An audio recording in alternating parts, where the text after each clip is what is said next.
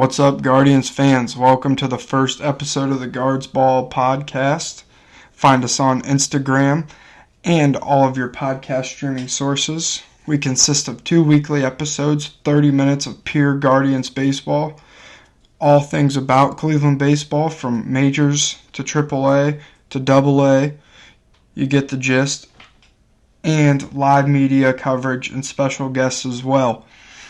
So make sure to stay tuned for that, and I appreciate you guys listening to the first episode. So we're going to jump right into it here. I think we're going to start with the breakouts for this season. Who's going to be the breakout star? Who's going to come through for us in the clutch? So my two picks are Brayan Rocchio and Kyle Manzardo. We'll start with Rocchio. Bad 2024 season necessarily. Then we get to the postseason and we see a different Brayan Rocchio. Hitting the ball more, better eye, less strikeouts, and that's what I look forward to seeing from him for the rest of the year. Like his postseason stats in 2024, he played 10 games, batted .333, 11 hits, and 33 at-bats, 2 doubles, a home run, 2 RBIs, 4 runs scored, and drew 5 walks. So if we can cut down his strikeouts and continue to see those walks, I think the rest of his numbers will just continue to get better, because obviously he's pretty solid in the field, so you don't have to worry about that game. I mean, he does give up a couple of errors here and there, but it's going to happen. So then next is Kyle Manzardo. Had an okay year, didn't get to play as much as he probably would have liked to. I think Stephen Vogt will use him better this year. So with Naylor being gone, he'll probably be the everyday first baseman, because my guess is Santana won't play first base every day. So they'll probably rotate back and forth from DH to first base, and maybe a little Noel in there at the DH and first base spot as well, depending on Nolan Jones or Will Brennan. But in the 2024 postseason, Manzardo played in 9 games, recording 6 hits, 19 at-bats, scored 2 runs, hit a double and a home run, 2 RBIs, and hit for .316 in the postseason. I think Kyle Manzardo is going to hit 40 homers this year, and I think he will easily replace Josh Naylor's RBIs. And then you add Santana on top of that, which we didn't have that piece last year. So you get a growing Kyle Manzardo and an older veteran Carlos Santana to kind of show him the way. So I think that is a very, very big flex range for the Guardians there. We're going to go into the roster here. This is not the true 40-man. It's like a 36-man. All the guys that will be playing from pitchers down. So this is what you guys can expect to see at some point in the year. So you got Logan Allen, going to be starter number 5. Pretty solid. Tanner Bibee, starter number 1, ace until Bieber gets back. Bieber and Bibee are on extensions. Joey Cantanello, I believe he's going to start the year in AAA. Same with Slade Secchioni. We acquired him. I don't know. I haven't followed him this spring. I'm not really sure how he's doing, but that'll probably be in the next podcast, breaking down all the pitchers.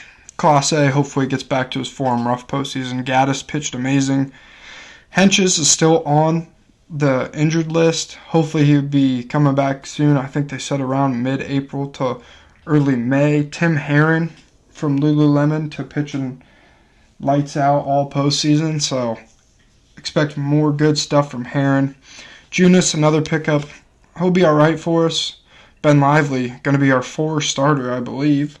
McKenzie, as you know, ace last year, had a terrible year, flexed to AAA. Then he's going to start this year off in the bullpen. So I don't know how that'll affect when Bieber comes back. They'll probably just send down the guy who's pitching the worst at the time Bieber comes back. John Means, another guy we picked up, could be pretty solid. We'll just have to see on him. Ortiz had a terrible spring. We got him from Pittsburgh in the Jimenez trade when we traded to the Blue Jays. Then we traded the Blue Jays guy to Pittsburgh. So we'll see. Terrible spring, but you know how our farm system is with pitching, and hopefully we can develop him more. Cade Smith, lights out. Trevor Stephan pretty solid. Andrew Walters, iffy. And then you have Gavin Williams, stud. Always consistent 3.3 ERA.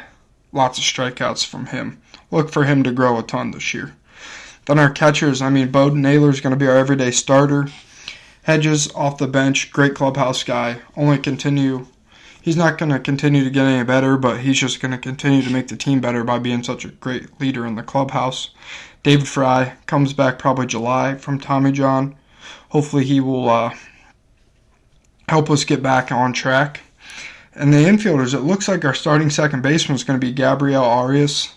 I don't know how to feel about that. Arias is a guy that starts off the year pretty hot. He's always good for some doubles, but then tanks around May time, and we send him down to AAA usually. Manzardo, already talked about him. First base DH, Ramirez, same as always, 40-40 hopefully this year. Rocchio at short, Santana first, and DH. And then I think Schneidman will probably be our fifth infielder to fill in second, third, and short. Then to the outfield, you got Will Brennan. Who knows if he even makes the team at this point by the trade with Nolan Jones. They haven't announced that yet. So you have Will Brennan and Nolan Jones. Nolan Jones does play a little bit of first as well, so we'll see how they flex him in there and if they try to use him at first at all. Same with Noel, right field, first base, left field, DH. So definitely no left for Noel. Brennan will probably see some time in left and center if they keep him. And then you have Lane Thomas, who hopefully comes back to his postseason form as well. Ended the year pretty good. And then if you go back, if we're going back to the bullpen, you go to the bullpen keys. So you got, I think, the 3 or 4 you probably go Ben Lively, not Lively, Hunter Gaddis, sorry. You go Gaddis, Heron, Smith, Clase, 3 or 4. Any of those names can be setups on any given day. But you could look at Cade Smith to make the jump to closer this year if Clase starts underperforming, or if we want to make a trade at the deadline to get some more firepower, you really could get rid of Clase. Stud. Numbers has been good the last 3 years, except the postseason. Or you could get rid of Cade Smith, but I wouldn't recommend doing that with how he pitched last year. Just too good of a talent to give away, being 23 years old. And then we go over to our minor league guys. Brito, DeLauder, Bonazza. So these 3 are the 3 that I want to cover because I think these 3 have the best chance of playing this year. So we'll start with Brito because I think he'll be up in May. Maybe even April, late April. So he played 127 games last season across high A, double A, and triple A, posting a .271 batting average, 14 homers, and 75 RBIs. If he can keep that at the major league level, 75 RBIs out of our second base position just doesn't happen. It didn't happen with Jimenez. It won't happen with Arias. So if he can keep that and continue to swing that hot bat, he's pretty solid in the field, probably better than Arias. I don't see why he will not be in the starting lineup here soon. He also can play center field. I know we have Thomas out there right now. I'm sure he could flex to right if needed, because if he's going to hit like that, we already know Brennan doesn't hit like that. Brennan's a .250 hitter. So we'll have to see if Nolan Jones goes back to his 2023 form. DeLauder underwent surgery on a sports hernia, sidelined for 8 to 12 weeks. I think that'll hold him out of the major leagues until probably June or July.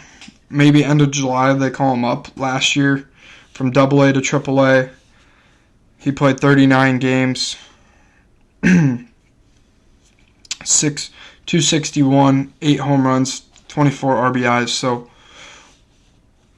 really not that bad.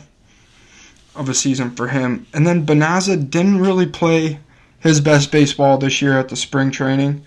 Batted 167 over 12 at-bats with 2 hits, including a home run, 4 RBIs, 875 OPS, so that's not terrible. He had a 3-run homer to right center field late February, so the pop is definitely there. I just don't think he's entirely ready yet. I think it'll get there. Just right now, it's still not there. Then we go to the rotation. Bibby's your opening day starter. Williams, Ortiz, Lively, Allen. So, expect Logan Allen to make a jump. I like the lefty in there.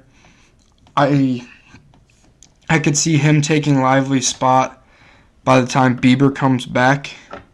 I mean, Lively is solid. Ortiz may get pushed out if McKenzie has a good year, just depending on how Ortiz pitches, because if he pitches like he did in the spring, my guess is he'll only be up for 2 or 3 games, because we have some studs coming up in the farm system. I'd like to take this time just to talk a little bit about live coverage. So I will be attending every single home game this year except for weekday day games. So I will be at a ton of games. I'm trying to get media passes now that I have the podcast, and I'm trying to give you guys an inside look at just kind of what goes on, kind of ask questions to guys, like talk to Hedges maybe about how his role affects everybody else in the team, in the clubhouse, just talking baseball, really. I don't want to trash on any of the guys. I mean, maybe I'll ask them how they think they performed, and then we'll go from there and see how it feels out. But I'm just here because I love baseball and trying to get the most insight I can and then share it with you, because this is just a passion. So, gonna go to most of the games. You get live coverage inning by inning on the Instagram. Guards Ball Podcast on Instagram. Check it out. And then the media passes, I've heard they're super hard to get, but I'm sure they'll come. Maybe waiting outside for them in the parking lot, try and get some insight for you guys. So I appreciate you guys listening to the podcast. We didn't quite make it to 30 minutes. Next episode, we will have a special guest, so stay tuned for that. You can look for that probably that Thursday of opening day. This is published Monday night, so we are 3 days away from opening day. Thank you guys for listening. Check out the Instagram and stay tuned for more content from us.